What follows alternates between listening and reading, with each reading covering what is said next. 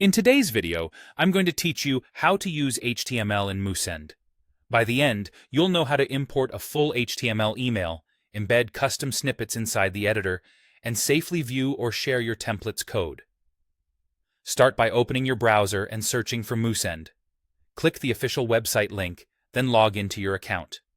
Once you're in, head to the Campaigns tab in the top menu. Choose New and select Regular to begin setting up a standard email campaign. As you move through the setup, continue until you reach the Design step.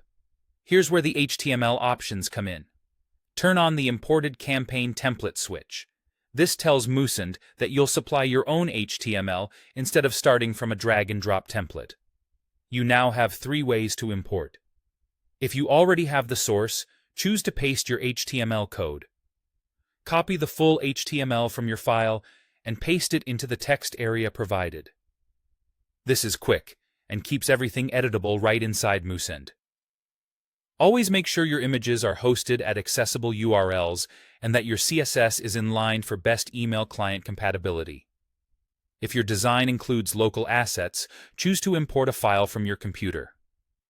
Upload a zipped folder that contains your HTML file and all related images, keeping the archive under 3 embroidery. Use relative paths that match your folder structure so images display correctly. This is ideal when you want Moosend to manage your assets with the template. If your campaign is hosted elsewhere, pick the link option and enter the URL. Moosend will fetch the HTML from that address. This is useful when your dev team maintains a single hosted version you want to reuse.